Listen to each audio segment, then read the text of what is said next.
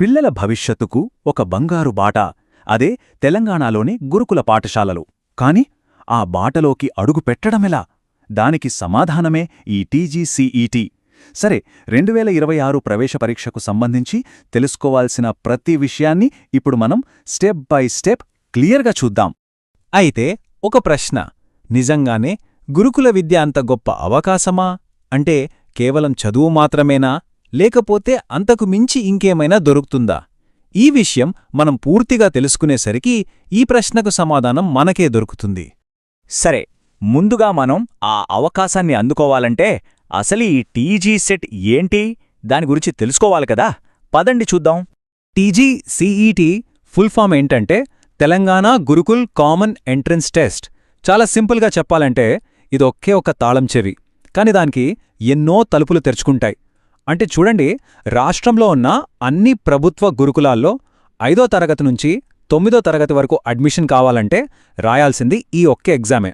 దీనివల్ల లాభమేంటంటే 10 స్కూల్స్కి 10 సార్లు అప్లై చేసే పనిలేదు. ఒకే అప్లికేషన్, ఒకే పరీక్ష, అవకాశాలు మాత్రం చాలా.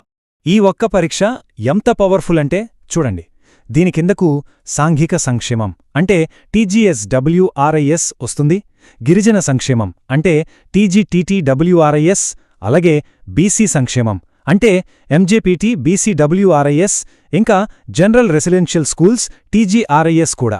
అంటే ఈ అన్ని రకాల గురుకులాల్లో సీట్లన్నీ కూడా ఈ ఒక్క టీజీసీఈటీ స్కోర్తోనే నింపుతారు.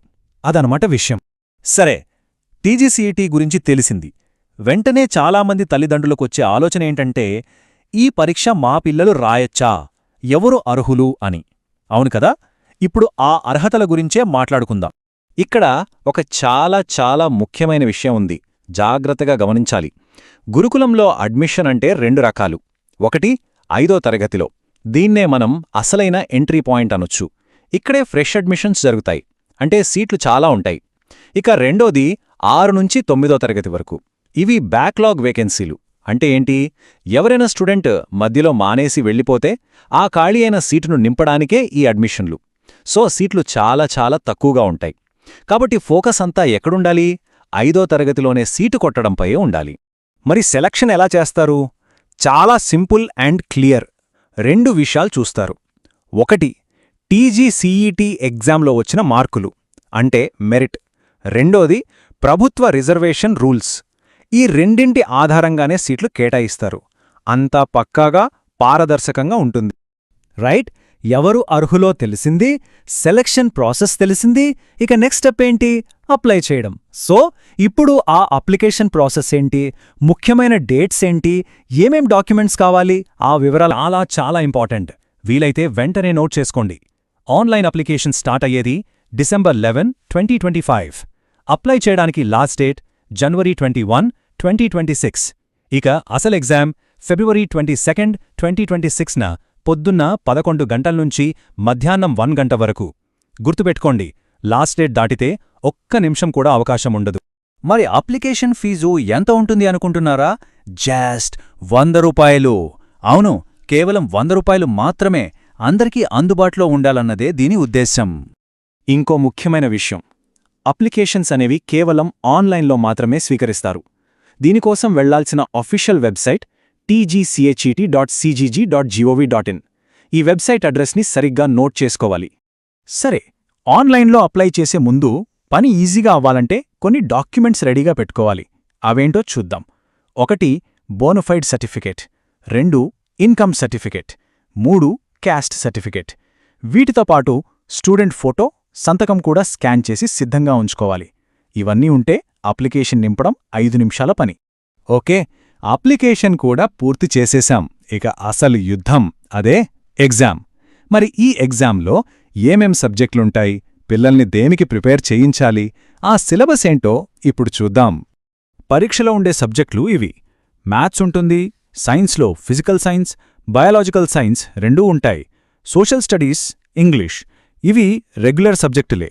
కాని వీటన్నిటితో పాటు మెంటల్ ఎబిలిటీ అని ఒకటుంటుంది. ఇది చాలా కీలకం.